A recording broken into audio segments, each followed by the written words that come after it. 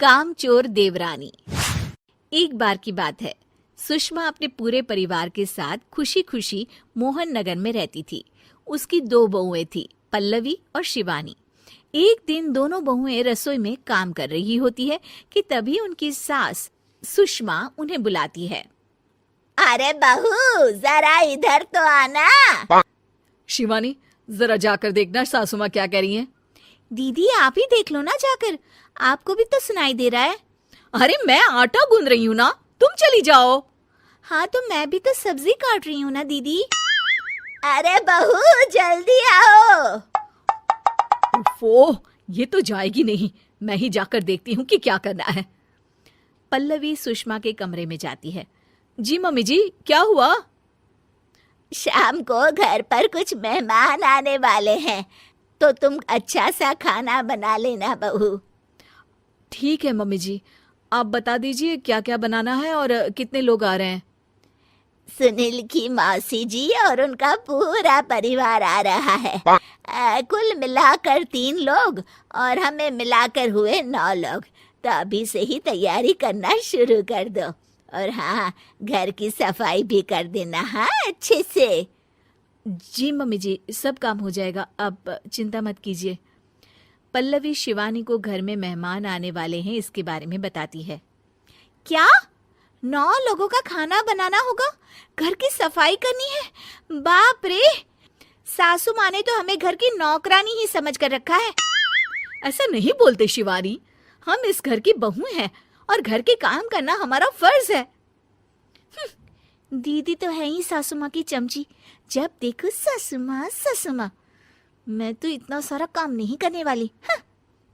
शिवानी कपड़े लेकर गमला साफ कर रही होती है और चक्कर आने का नाटक करने लगती है। मेरा सर चकरा रहा है। तभी वहां पल्लवी और सासू माँ जाते हैं। अरे बहू, क्या हो गया तुम्हें? मम्मी जी, बहुत तेज सर में दर्द हो रहा है। तुम एक काम करो शिवानी, आराम कर लो। नहीं नहीं दीदी, घर में मेहमान आने वाले हैं, मुझे आपकी मदद करनी चाहिए। अरे कोई बात नहीं शिवानी, तुम आराम कर लो, मैं सब काम कर लूंगी। ठीक है दीदी, अगर आप इतना कह रही हैं तो आराम कर लेती हूँ। शिवानी आराम से अपने कमरे में मैगजीन पढ़ रही होती है। इसे कहते हैं आराम की जिंदगी। इतना सारा काम। चलो, सारा काम खत्म हो गया, शिवानी को देख आती हूँ। शिवानी अपने कमरे में ईयरफोन में गाने सुनते सुनते सो जाती है और उसके साइड में मैगजीन भी रखी होती है। पल्लवी वहां आ जाती है और वो सब देखती है।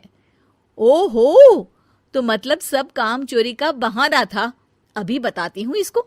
घर का सारा काम मुझे करना पड़ा और ये महारानी यहाँ मैगजीन पढ़ रही है, गाने सुन रही है। पल्लवी रसोई से एक प्लेट और चम्मच लेकर आती है और शिवानी को थाली बजाकर उठाने लगती है। शिवानी अचानक से उठती है। उठ गई महारानी, गाने भी सुन लिए, मैगजीन भी पढ़ ली। तुम तो बहुत बड़ी झूठी निकली शिवानी। तुमने सर दर्द का बहाना बनाया ताकि काम करने से बच सको। हाँ, बनाया बहाना, तो क्या करती, इतने सारे काम करती। मुझे कोई शौक नहीं है चापलूसी का। क्या चापलूसी? तुम्हें लगता है कि मैं सारे काम चापलूसी के लिए कर रही हूँ? और नहीं तो क्या। तभी वहां सासू माँ आ जाती हैं।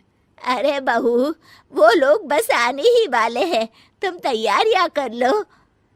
जी सासू माँ, तुझे तो मैं बाद में देखती हूँ। सब खाना खाने बैठते हैं और खाना शुरू करते हैं। तभी सुनील की मौसी बोलती है। वाह भाई वाह, खाना तो बहुत ही अच्छा बना है सुषमा जी, एक एक चीज में क्या स्वाद है। ये सुनकर शिवानी मुंह बना लेती है। उसे अपनी जेठानी की इतनी तारीफ रास नहीं आती। आपकी बहुएं तो बहुत ही अच्छा खाना बनाती हैं। हाँ, बनाती तो दोनों ही अच्छा है, पर आज ना ये सारा खाना बड़ी बहू ने बनाया है। छोटी बहू की तबीयत ठीक नहीं थी, सो इसलिए। मानना पड़ेगा सुषमा जी, आपकी बड़ी बहू तो बहुत ही गुणवान है। पल्लवी की तारीफ सुनकर शिवानी को जलन होती है। पल्लवी ये सुनकर खुश हो जाती है और शिवानी की तरफ देखकर उसे चिढ़ाती है। कुछ देर बाद मेहमानों के जाने का वक्त हो जाता है। मौसी जी सबके लिए उपहार लाई होती है। वो सबको शगुन के पैसे देती हैं और अंत में पल्लवी के पास आती है। तुम्हारे लिए शगुन का लिफाफा तो है ही, पर बहू तुम्हें एक और उपहार भी मिलेगा इतना अच्छा खाना बनाने के लिए। मौसी अपने सोने के कंगन निकालकर पल्लवी को पहना देती है। ये लो, ये मेरे मनपसंद कंगन है, अब से ये तुम्हारे हुए। धन्यवाद मौसी जी। ये देखकर शिवानी तो पूरी तरह से जल जाती है और गुस्से से रसोई में चली जाती है। तभी वहां पल्लवी आ जाती है और उसे अपने कंगन दिखाने लगती है। देवरानी जी, अब आपका सर दर्द ठीक तो है ना? मुझे लगता है कि अब सर दर्द शुरू हो गया होगा आपका।